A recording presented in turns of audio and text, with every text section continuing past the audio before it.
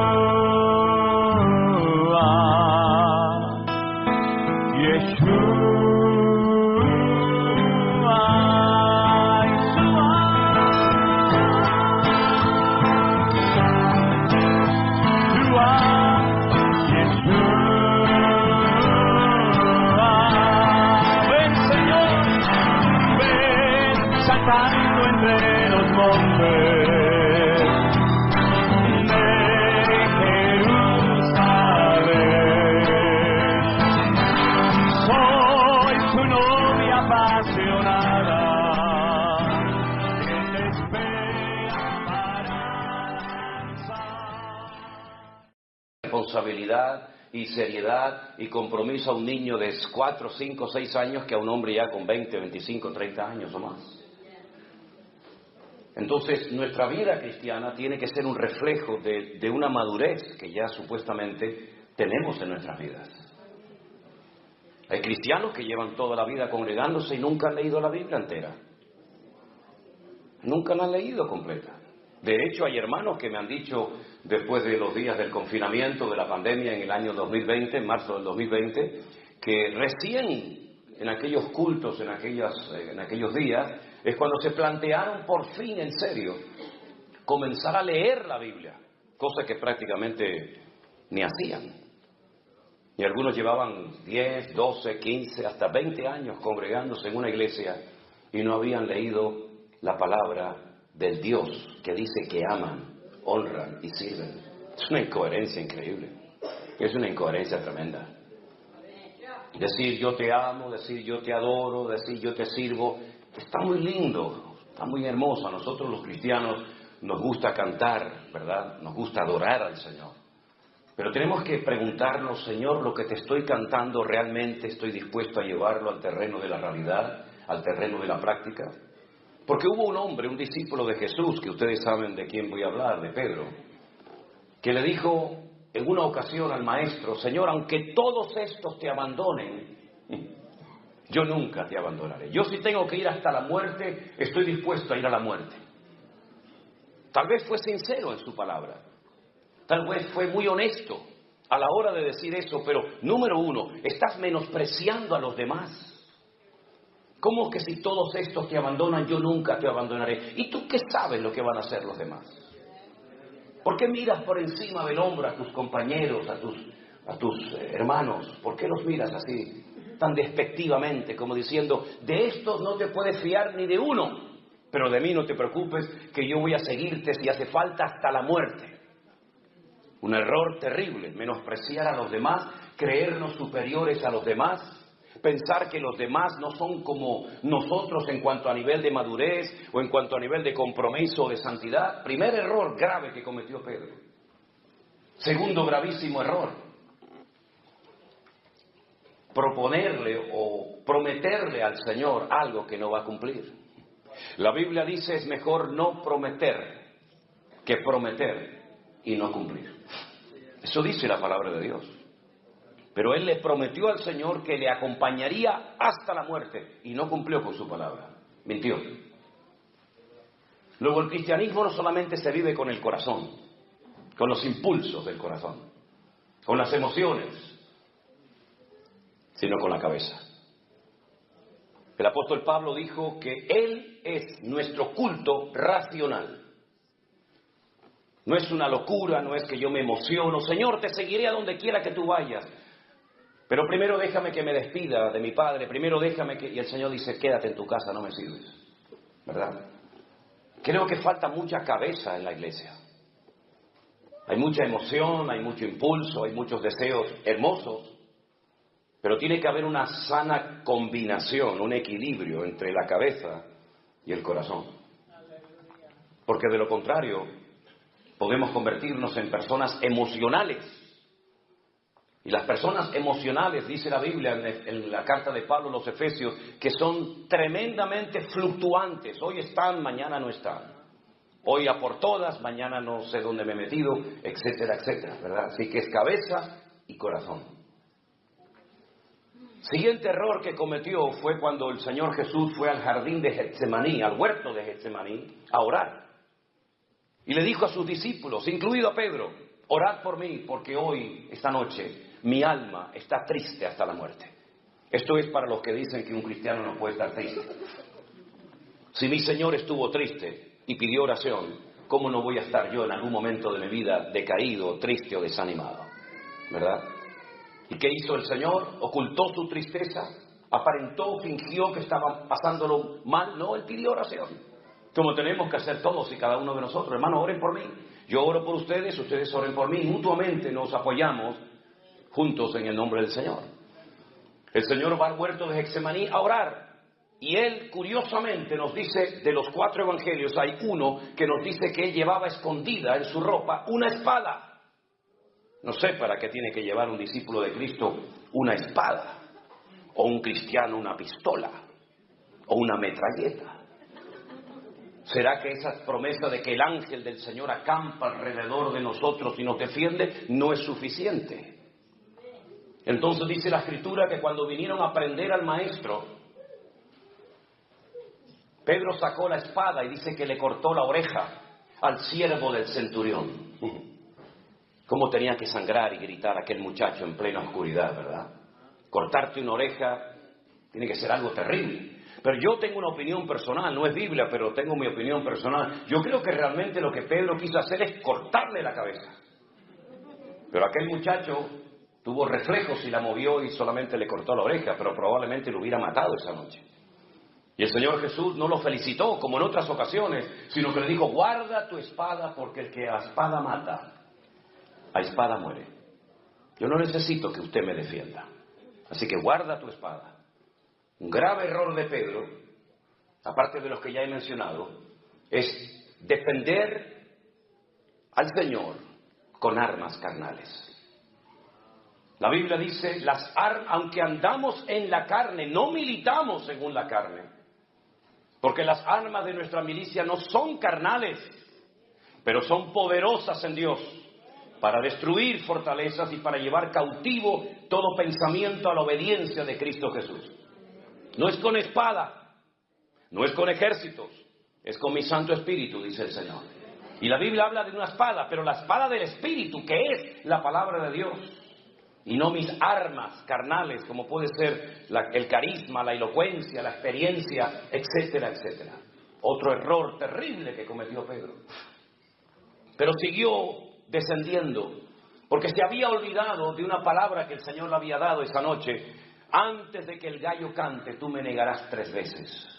Cuando hay una palabra del Señor, y en este caso una palabra específica para la vida de Pedro, tú tienes que valorar y tener en cuenta que hay una palabra detrás de tus acciones, detrás de tus actos, y tú no la tienes en cuenta. Tú sigues empeñado en demostrar que tú eres mejor que nadie. Tú sigues empeñado en convencer al Señor de que esa palabra no puede ser así, sino que yo te voy a ser fiel hasta la muerte. Y no fue así, todos lo sabemos. Siguió al Señor cuando es prendido por los romanos, pero lo sigue, dice la Biblia, de lejos. ¿A qué distancia estás viviendo de Cristo? Las ovejas, cuando se separan del rebaño a más de 15 o 20 metros, se pierden porque tienen una muy mala visión. Y por eso se pierden y necesitan de un pastor, porque tienen una vista terrible, un olfato pésimo, un oído pésimo y no tienen sentido de la orientación.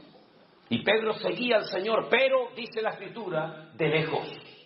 Y no se puede seguir al Señor, y menos en estos tiempos, de lejos. No se puede seguir al Señor de lejos. Pero hay un paso más. La Biblia dice que mientras estaban interrogando al Señor en la mazmorra, en la cárcel que tenía uno de los sumos sacerdotes llamado Caifás, él estaba calentándose al fuego junto con los romanos. Dime con quién andas y te diré quién eres, dice el refrán. El que al buen árbol se arrima, buena sombra le cobija. Y Proverbios dice: él anda con sabios y sabio serás. Te estás calentando en un fuego ajeno. Ya tu corazón no arde con el fuego del Señor, sino con un fuego ajeno. ¿Qué conversaciones? ¿Qué bromas? ¿Qué cosas estaban hablando ahí? No es tu lugar. Tú no tienes por qué estar ahí. No vas a tener fuerza para poder soportar la presión que te va a venir encima. Dice la Biblia que las malas, escuche bien esto, las malas conversaciones corrompen las buenas costumbres. Y Pedro estaba en medio de un ambiente que no era el idóneo. No estaba alimentando su fe. No estaba cerca del Señor. Estaba con los romanos calentándose en fuego ajeno. Y entonces, después de estas debilidades, detrás de estos pasos terribles que fue dando progresivamente, apareció en la escena una muchacha que se le queda mirando y le dice a los romanos: oigan, este también es uno de ellos. Y Pedro dice: te equivocas, yo no soy ninguno de ellos. Sí, tú eres uno de ellos. Yo te vi caminando con Jesús y con el resto de sus discípulos. Y negó, y al momento, dice la Biblia, que el gallo cantó. Y entonces es cuando en ese momento sale el Señor de la cárcel, se le queda mirando fijamente. Se cruzan las miradas de Pedro y del maestro, y sin palabras, dice la Biblia, que fue quebrantado y salió de allí llorando amargamente. Acababa de cometer el peor pecado que puede cometer un creyente, que es renegar de su fe en Cristo. No tener el valor para confesarlo públicamente, es decir, esto se llama apostatar. Apostatar de la fe. Negar a un Señor, negar una fe, negar un modelo, un estilo de vida, porque no quieres que te reconozcan como uno de sus discípulos. Y entonces dice que se fue y lloró amargamente. No fue a la cruz con el Señor, no estuvo al pie de la cruz, como por ejemplo estuvo Juan y su madre y María Magdalena y otras mujeres, sino que se marchó a llorar. Pero las lágrimas no sirven para nada si no hay un verdadero y genuino cambio en tu corazón. Hay gente que llora porque ha destrozado su vida. Hay gente que llora porque ha perdido su matrimonio. Hay gente que llora porque ha perdido un hijo. Hay gente que llora porque saben que están haciendo algo incorrecto ante los ojos de Dios, pero no hay cambio. Y no es suficiente con llorar, no es suficiente con reconocer, hace falta un arrepentimiento genuino y hace falta una conversión genuina y un compromiso genuino con el Señor. Y Pedro lo único que hacía era llorar y llorar y llorar, pero las lágrimas solamente no cambian a nadie. La historia dice que se llevaron al maestro y efectivamente lo crucificaron, lo colgaron en un madero. Y allí estuvo desde las 7 de la mañana, cuando se hacía el primer sacrificio de la mañana en el templo de Jerusalén, que se llamaba Shacharit, y estuvo hasta las 3 de la tarde, colgado en aquel madero, hasta la hora del sacrificio de la tarde, que se llamaba Minjá. Y a las 3 de la tarde el Señor Jesús encomienda su espíritu al Padre y termina muriendo en aquella cruz. ¿Apareció Pedro por allí? ¿Fue por la cruz a pedir perdón al Señor, al Maestro? No apareció. ¿Dónde estaba? Ni tú ni yo lo sabemos. Ni nadie te lo puede decir. Pasaron 72 horas y los discípulos pensaron que ya se les había venido el mundo encima. Ya el maestro está muerto. Ahora volver atrás, volver a nuestras casas, a nuestros trabajos, a nuestras amistades y familiares, y reconocer públicamente que nos equivocamos de Mesías, que seguimos al hombre equivocado, que lo dejamos todo por él, pero resulta que ahora lo han matado y no se ha restaurado el reino, la monarquía, como ellos creían que se iba a hacer. Para ellos era muy duro. No se atrevieron a ir ese primer día allí a Capernaum o a Tiberias o a Galilea, sino que se encerraron en una casa y dice que estaban muertos de miedo, porque en cualquier momento los romanos podían venir a prenderlos a ellos también y crucificarlos como a su maestro. A las 72 horas una mujer muy conocida por ellos, una mujer que había sido liberada de 7 demonios, una mujer que la conocemos como María Magdalena, porque era de una localidad muy conocida en aquella época llamada Magdala, que era el puerto al que se llevaba el pescado para echarle sal, y de ahí salían rumbo al Mediterráneo para llevar ese pescado a Roma. Esta mujer resulta de que fue la primera en ir al sepulcro, porque ella era tal vez una de las pocas personas que se acordaba de que el maestro había dicho antes de ser crucificado: yo resucitaré al tercer día. Destruid este templo y lo reedificaré en 3 días. Y se reían de él y le decían: 40 años tardó Herodes en reedificar este templo y tú dices que lo vas a destruir y en 3 días lo reedifica. Pero dice la Escritura, pero él hablaba del templo de su cuerpo.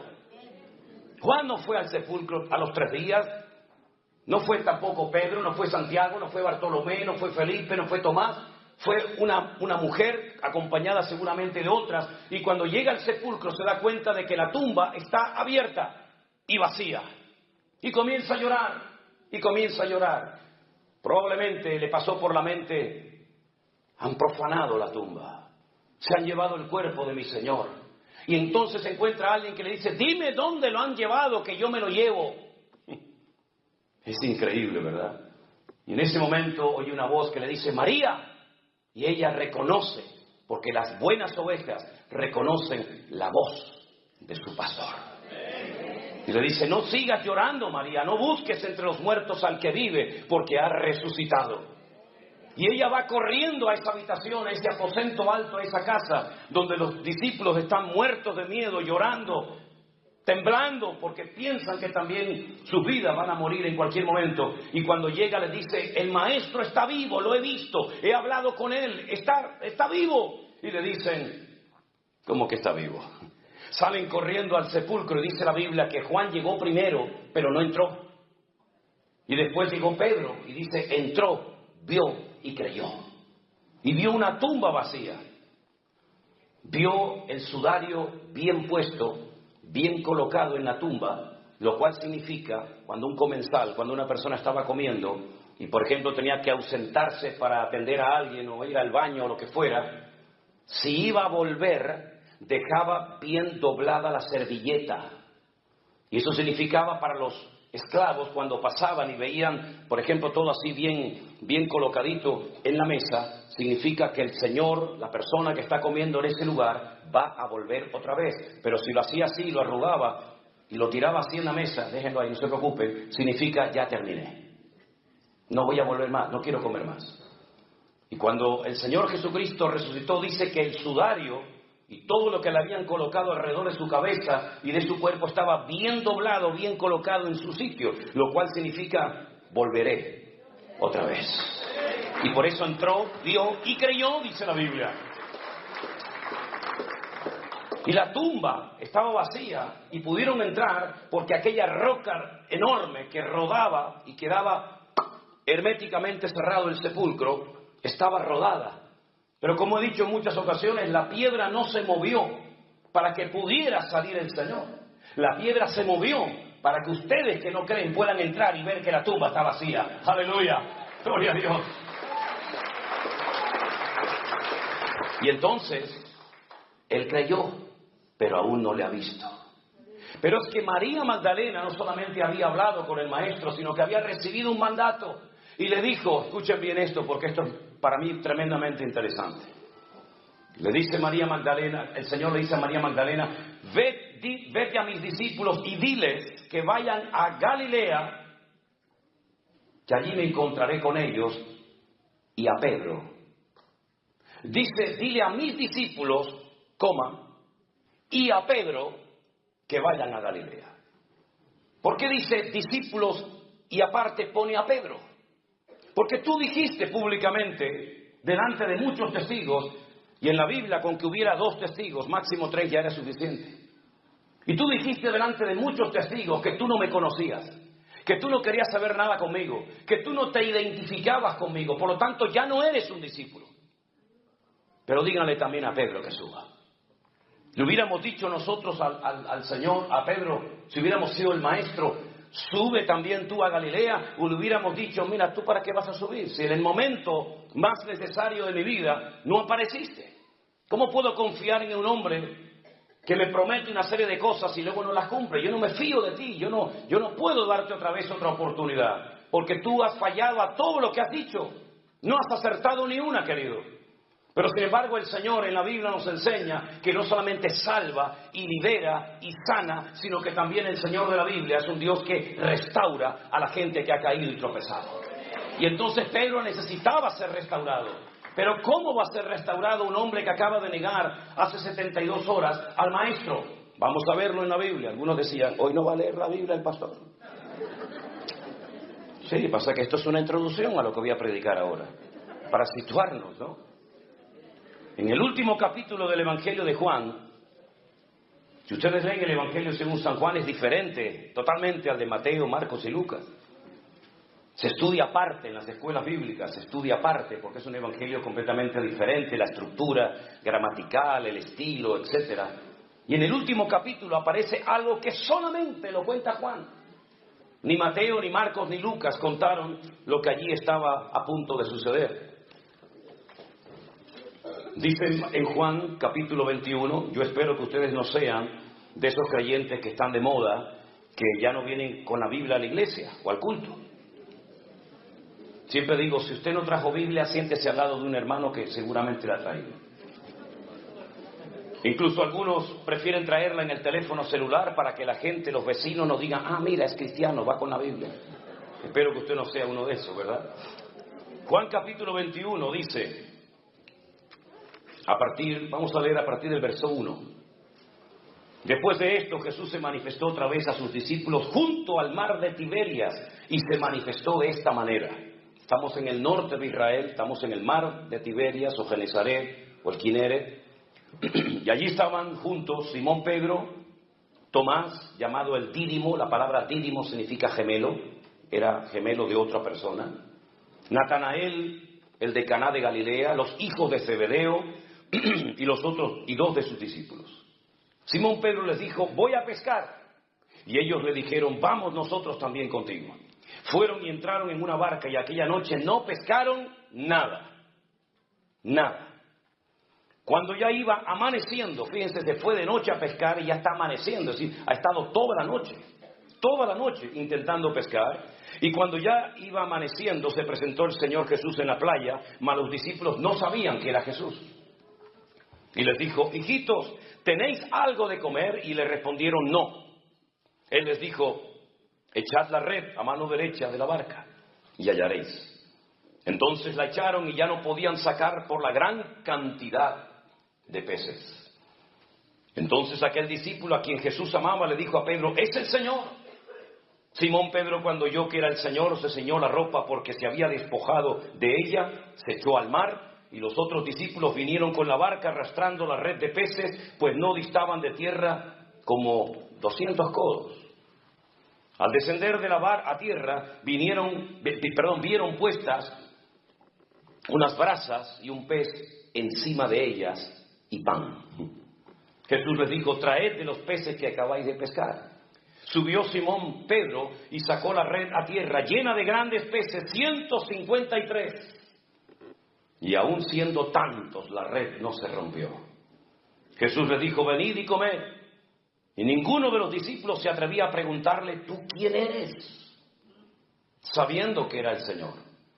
Vino pues Jesús y tomó el pan y les dio, y asimismo del pescado. Esta era la tercera vez que Jesús se manifestaba a sus discípulos después de haber resucitado de los muertos. Podríamos hablar mucho acerca de esto, pero quiero destacar lo siguiente. Días atrás el Señor le había pedido a Pedro, a Jacobo y a Juan que fueran con él al huerto de Getsemaní a orar junto con él, ¿se acuerdan? ¿Y qué pasó? Se quedaron dormidos. Los despertaba y se volvían a quedar dormidos. Los despertaba y se volvían a quedar dormidos. Y ya la tercera vez le dijo el Señor, seguid durmiendo. ¿No habéis podido velar conmigo una hora?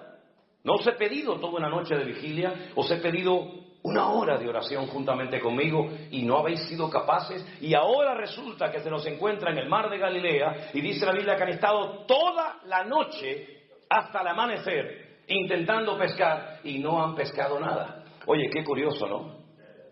3 días atrás te quedabas dormido cuando te pedí que oraras por mí una hora y ahora para tu trabajo has estado toda la noche sin obtener ningún tipo de resultado y no te han dado sueño. Qué cosa más rara, ¿no? Bueno, eso pasa hoy en día también en algunos cristianos. Hermano, no tengo tiempo para leer la Biblia, no tengo tiempo para ir a la iglesia, no tengo tiempo para las cosas del Señor, pero luego para tu trabajo siempre te las arreglas para tener tiempo. Eso pasa en Europa, en Estados Unidos diferente, porque ustedes están en un nivel espiritual superior al nuestro. Nosotros de la vieja Europa estamos todavía en pañales, ustedes ya han superado esto, ¿verdad? Bueno, está bien. Cuando hubieron comido, ya están satisfechos, ya han comido, ¿no? Ya están contentos. Ok, ahora viene. Fíjense cómo el Señor restauró a Pedro.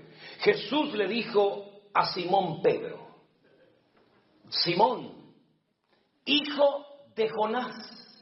No el Jonás del Antiguo Testamento, evidentemente, otro Jonás, ¿no? ¿Por qué le menciona al Padre? ¿Qué tiene que ver el nombre del Padre con lo que el Señor está a punto de hacer en Pedro? Simón, hijo de Jonás, ¿me amas? ¿Me amas más que estos? Y él le respondió, sí, Señor, tú sabes que te amo. Y él le dijo, apacienta mis corderos. Jonás fue un profeta que sabía la voluntad de Dios, pero fue un profeta rebelde. No quiso poner en práctica el llamado de Dios para su vida. Y por eso te estoy mencionando el nombre de tu padre. Porque has actuado hace unos días atrás exactamente igual, bajo la misma rebeldía y desobediencia de aquel profeta del Antiguo Testamento llamado Jonás, que estaba en Israel. El Señor lo manda a Nínive y él coge un barco en Jaffa o en Jope y se va en dirección opuesta rumbo a España, donde está Tarsis, en el sur de España. Y tú has sido exactamente igual. Tú prometiste un montón de cosas. Tú dijiste que ibas a estar allí. Tú dijiste que aunque todos me abandonaran, contigo se podía contar. Tú has sido otro Jonás, que sabías lo que tenías que hacer, pero no lo cumpliste. Por eso le recuerda el Señor el nombre de su papá, de Jonás, el profeta rebelde. Y le pregunta al Señor, ¿tú me amas? Y Pedro, como siempre, con esto, con el corazón, no con la cabeza. Sí. Cristo, yo te amo. Bueno, pues si me amas, demuéstralo. Apacienta mis ovejas, involúcrate en mi reino, involúcrate en mi obra, atiende a la gente, haz algo, mijo. No estés ahí, bendíceme, ayúdame, prospérame. Tal vez por eso el Señor nos llamará ovejas, porque todo lo que pedimos termina en me. Bendíceme, cúrame, sáname, guíame, muéstrame, ¿verdad? Apacienta mis ovejas, involúcrate, haz algo, métete en el barro y mánchate también junto con los demás. Como parece ser que la respuesta fue muy precipitada y nada pensante, el Señor volvió la segunda vez a preguntarle, Simón, hijo de Jonás, ¿me amas? Pedro le respondió, sí, Señor, tú sabes que te amo. Entonces le dice, pastorea mis ovejas. Lo vuelve otra vez a poner en primera línea. Estoy dándote una segunda oportunidad. Estoy volviendo a confiar en ti. Tú me has negado, pero yo te vuelvo a restaurar. Yo te vuelvo a poner en primera línea, apacentando las ovejas, apacentando mis corderos, atendiendo a la gente. Te estoy restaurando, te estoy dando otro voto de confianza. Aprovéchalo. Y la tercera vez le dice el Señor, Simón, hijo de Jonás, ¿me amas? Parece que ahora entendió. A la tercera va la vencida, dicen por ahí, ¿no? Pedro se entristeció de que le dijese la tercera vez. 3 veces me negaste, 3 veces tendrás que confesar públicamente delante de estos testigos que tú me amas. Señor, tú lo sabes todo. Tú sabes que yo te amo. Jesús le dijo, pues, apacienta mis ovejas. El Nuevo Testamento se escribió en griego. Y en el griego, como bien saben ustedes, hay varias palabras para hacer referencia al amor. No es como en nuestros idiomas que hay una y ya está. Y por el contexto tienes que interpretar a qué tipo de amor estamos haciendo referencia. En el griego no. En el griego, igual que en el hebreo, hay palabras concretas y específicas para que la gente no malinterprete el mensaje. Está la palabra eros, está la palabra fileo y está la palabra ágape. Las 3 hablan de amor, pero de distintos amores. El amor ágape, para más información, lo pueden encontrar descrito perfectamente por la pluma de Pablo en 1 Corintios capítulo 13. El amor nunca deja de ser, todo lo cree, todo lo soporta, todo lo espera, ¿verdad? No se irrita, no guarda rencor, no busca lo suyo. Ese es el amor ágape. Y el Señor le está diciendo en el texto griego, le dice, Pedro, ¿tú me agapeas? Y Pedro le responde, Señor, yo te fileo. Eso no se puede ver en ningún otro idioma más que en el texto original. Si yo te estoy pidiendo este nivel de amor y tú me estás bajando el listón y me dices te amo, pero no como yo te amé a ti, sino como tú crees que me puede llegar a mí, y a mí no me sirve con ese amor tan bajo que tú me estás diciendo tener por mí. El amor, si es verdaderamente auténtico y un amor ágape como el de Dios, es un amor que está dispuesto a sufrir, está dispuesto a pasar desapercibido por amor a la otra persona.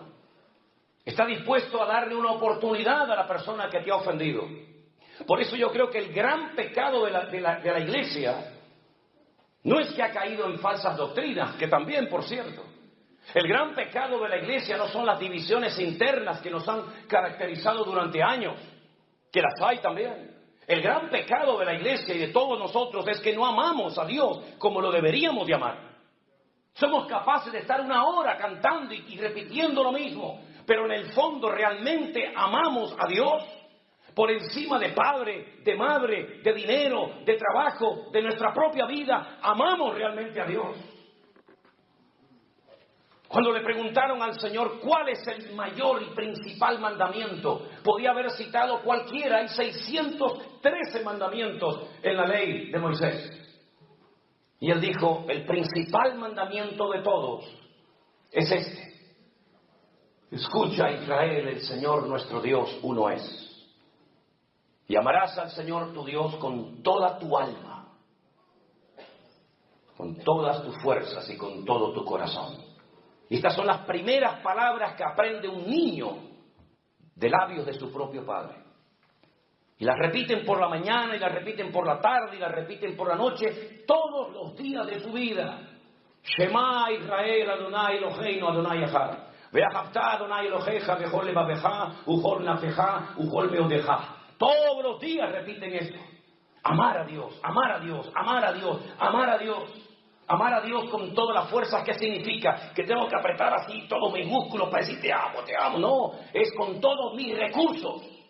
Eso significa con todas mis fuerzas. Amar a Dios con toda la fuerza significa que Él es lo primero en mi vida. Primero que mi padre, que mi madre, que mi hijo. Ahora pueden entender cuando aquel le dijo, bueno, yo te seguiré, pero deja que primero entierre a mi padre. Los hijos no podían salir de la casa paterna hasta que el viejo muriera, porque si no quedaban automáticamente desheredados. Era una falta de respeto que un hijo saliera de la cobertura del padre hasta que el padre no le diera permiso, hasta que el padre muriera. ¿Cuánto podía durar el hombre? 10 años, 20 años, 40, no sé cuánto. Pero el Señor le dijo, no me sirves. Porque si pones primero a tu padre, o a tu madre, o a tu trabajo, o a lo que sea, no eres digno de ser mi discípulo. Porque amarás al Señor por encima de todo y de todos.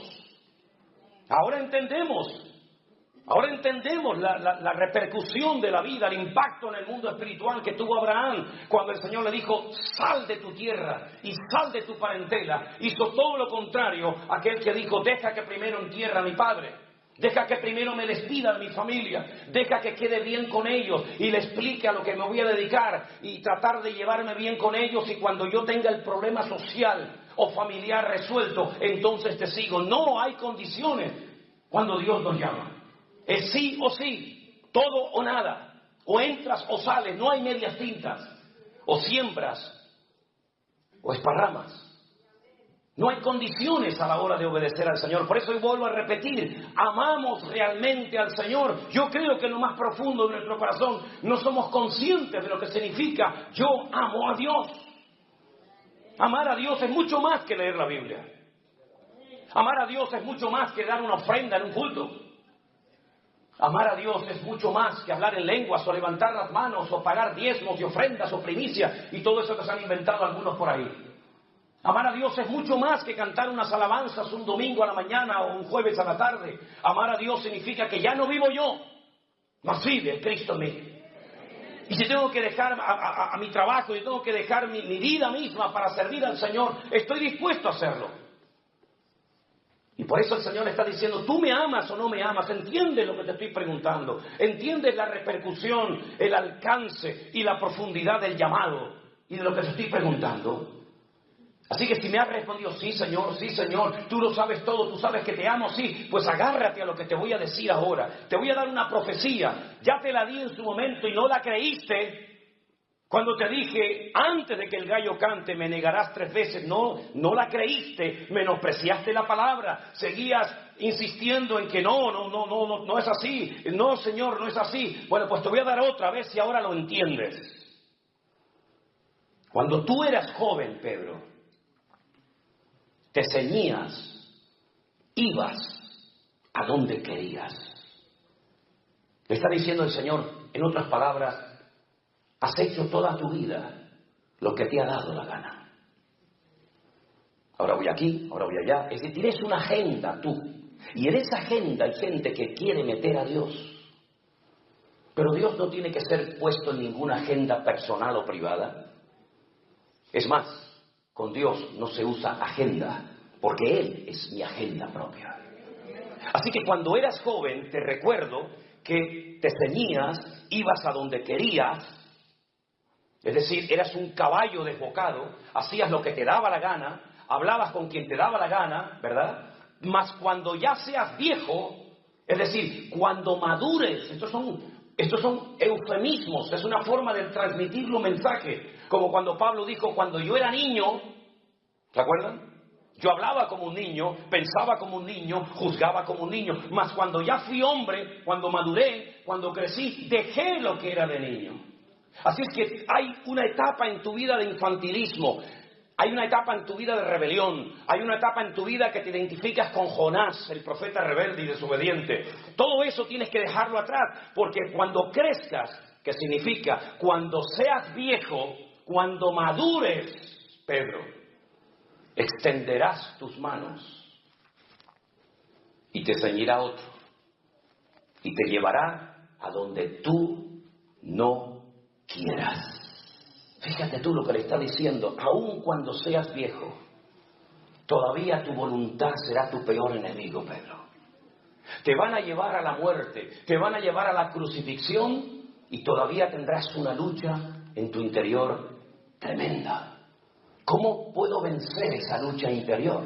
Ese enemigo que llevo dentro, esa batalla que se parece a aquella batalla que tenía aquella mujer embarazada cuando decía, Dios mío, se están matando, se están peleando, se están dando patadas y puñetazos mis hijos en mi vientre, pero ¿esto qué es? ¿Qué me pasa? Tengo una lucha dentro de mis entrañas. Y se fue a consultar con el Señor y le dijo, es que llevas 2 en tu vientre. Y por eso esos 2, uno representa la carne y otro representa el espíritu, y son antagónicos, son opuestos, van a ser enemigos toda la vida. Y hablo de Jacob y Esaú, ¿se acuerdan? Pues en nuestro interior llevamos una batalla, una guerra. Por eso dice Pablo que nuestra batalla no es contra sangre y carne, sino contra principados, contra potestades, contra gobernadores de las tinieblas, contra huestes espirituales de maldad en las regiones celestes. Hay una guerra, quiero pero no quiero, sí pero no, voy pero en el fondo no. Es esa guerra. ¿Cómo se vence esa guerra? Miren a Jesús lo que hizo. Se metió dentro del huerto de Getsemaní y dijo: Padre, no se haga mi voluntad, sino la tuya. Y fue quebrantado, fue triturado allí. Y dijo: pasa de mí esta copa, más no se haga mi voluntad sino la tuya. Es decir, es una guerra que no se gana de pie, es una guerra que se gana de rodillas. Cuando dice: Señor, yo me rindo. Me rindo. No sé nada, no puedo nada, no entiendo nada. Yo me rindo a ti. Es entonces cuando el Señor dice: ahora has entendido. Y cuanto antes lo entiendas, mucho mejor para ti y para los tuyos. Así que vas a llegar a esa edad avanzada y te van a llevar a donde tú no quieras. Y ahora dice, porque allí estaba oyendo como testigo Juan, y dice: esto dijo, dando a entender con qué muerte había de glorificar a Dios. Y dicho esto, le dijo: sígueme. Has dicho que me amas. Lo acabas de decir ahora 3 veces. Te han oído todos. Tú sabes que te amo, tú sabes que te amo, Señor. Tú sabes que te amo más que a la pesca, más que a mi familia, más que a la red, más que a la barca. Te amo. ¿Me amas? Muy bien, perfecto. Te pones a trabajar desde ahora mismo. Porque yo te saqué de ese trabajo para convertirte y prepararte y capacitarte para que fueras pescador de almas. Y has vuelto otra vez atrás. Te saqué de ahí y te vuelves otra vez atrás, y en ese acto de desobediencia has arrastrado a Tomás, a Juan, a Santiago y a otros. Así que sal de ahí, sígueme, y quiero que sepas que el premio que te voy a dar al final de la carrera es que te voy a dejar que te maten, que te cuelguen, que te crucifiquen exactamente igual que me hicieron a mí. ¡Poh! Amamos al Señor. Amamos al Señor. ¿Quién está soñando con jubilarse? No sé cómo llaman, jubilarse, con retirarse y decir: bueno, yo cuando tenga una cierta edad me compraré un rancho con mis caballos, mis gallinas, mis ovejas, disfrutaré de la vida, viajaré por Europa, iré por aquí, iré por allá, iré a ver al pastor Manolo Sierra a Tenerife, iré con él a Israel, me compraré mi buen auto y terminaré mis días rodeado de mis nietos y de mis bisnietos, y etcétera, etcétera. El Señor le dijo: olvídate de eso. La guinda, la corona del pastel va a ser que termines tus días crucificado, dando tu vida por mí. ¿Te imaginas que el Señor nos dijera eso a nosotros? Gracias a Dios que no sabemos de qué vamos a morir, ni cuándo, ni dónde. Gracias a Dios que no sabemos si moriremos de un accidente de tráfico, de una caída de un avión o de lo que sea. Gracias a Dios que no lo sabemos, pero Él sí lo sabía. Él sí sabía de que iba a morir. Y vivió con esa presión, por decirlo de alguna manera, durante toda su vida, hasta que en Roma lo agarra Nerón y le dice: aquí lo tenemos, ya lo hemos encontrado. Te vamos a dar el honor de morir como tu maestro. ¿No dicen ustedes que murió crucificado? Vamos a crucificarte a ti también. Y dijo: sí, pero os voy a pedir un gran favor. Ya no me considero ni digno de morir como él. Ya he madurado. Ya he cambiado. Por favor, crucifíqueme, pero con la cabeza para abajo y con los pies para arriba. Y tú dices: Dios mío, qué madurez, qué crecimiento, qué desarrollo experimentó este hombre que cayó, negó al Señor, pero terminó dando su vida por la causa del Evangelio de Cristo Jesús. Si en esta mañana hay entre nosotros alguien que cayó de la gracia de Dios, que se apartó del camino, que incluso servías al Señor predicando, cantando o haciendo cualquier otra función, pero por el motivo que sea te has apartado y enfriado y alejado por años de los caminos del Señor, hoy el Señor te llama y te dice: venid a mí, ven a mí, que yo te puedo restaurar como restauré a Pedro, como restauré a David y como restauré a tantos y a tantos que a lo largo de la historia me conocieron, tropezaron, cayeron, pero se lograron levantar para la gloria mía. Cierra tus ojos en esta mañana y pregúntate a ti mismo, ¿amo yo verdaderamente al Señor a esta altura y nivel? ¿Lo amo verdaderamente a mi Rey y a mi Señor? El Señor nos dice en esta mañana a todos, Rey de Reyes, sígueme, sígueme. La canción que es mía, la de Rey de Reyes. Así que, amados, ahí donde están ustedes, díganle al Señor, Señor, límpianos, perdónanos, por las veces que decimos cosas que en el fondo cuando nos las explican, nos damos cuenta de que tal vez no somos tan espirituales como nos creemos, tan maduros como hemos dicho en muchas ocasiones.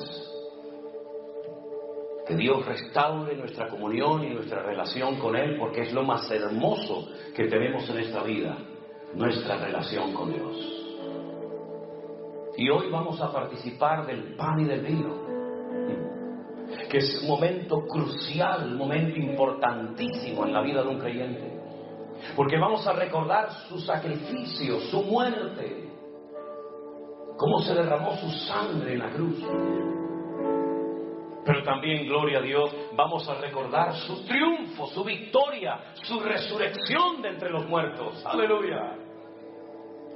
Su ascensión a los cielos y su venida también nuevamente a la tierra.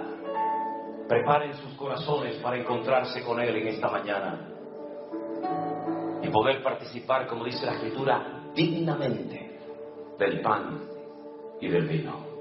Nos ponemos de pie y alabamos a nuestro Dios. Rey de reyes, Señor de señores, admirable, consejero, Dios fuerte, Manuel, Dios con nosotros, el Cordero que fue inmolado, eres digno de tomar el poder, las riquezas, la sabiduría, la fortaleza, la honra, la gloria y la alabanza por los siglos de los siglos. Amén. Rey de reyes, Señor de señores, admirable. Aleluya. Jeremías, los hermanos que van a repartir la Santa Cena, ¿pueden pasar al frente? Sí, van a pasar cada quien en la mesa. Van a ir. Ok, gracias. El Cordero que fue inmolado, eres digno de tomar el poder, las riquezas, la sabiduría, la fortaleza, la honra y la gloria y la alabanza por los siglos. Vamos arriba. Amén. Cántelo conmigo, iglesia. Rey de reyes, Señor de señores, admirable, consejero, Dios fuerte, Manuel, Dios con nosotros, el Cordero que fue inmolado, eres digno de tomar el poder, las riquezas, la sabiduría, la fortaleza, la honra y la gloria y la alabanza por los siglos de los siglos. Amén. Por los siglos de los siglos. Amén. Por los siglos de los siglos. Amén.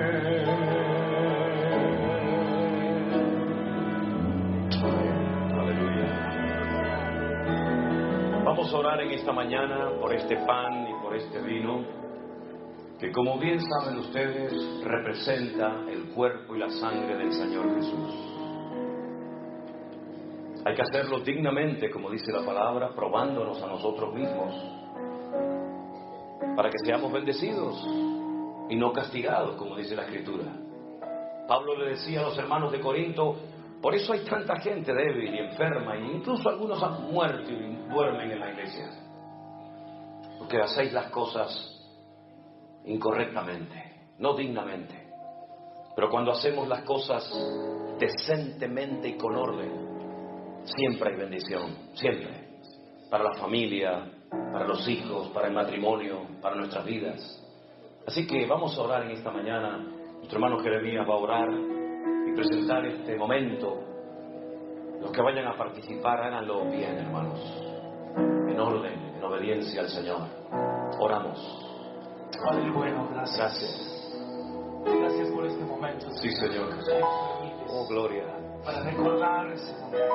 Gracias, Jesús. Ese momento, Señor, donde tu Hijo estuvo con sus discípulos. Sí, Señor. Y compartió y dijo que cada vez que lo llevásemos a cabo, que iba a quedar como ese recordatorio. Amén. Padre, hoy aquí te damos las gracias en el nombre de Jesús por todo, Señor, y este momento tan especial que nos permites, oh Dios, ser parte y disfrutar de la cena, de este pan, de este vino que representa tu cuerpo, tu sangre, en el nombre de Jesús. Amén y amén. Hermanos queridos, pueden pasar a repartir en esta mañana este pan y este vino. Espérese a participar todos juntos. No, nadie se adelante. Coja su pan, coja su vino y después juntos participaremos de la mesa del Señor. Rey de reyes, Señor de señores,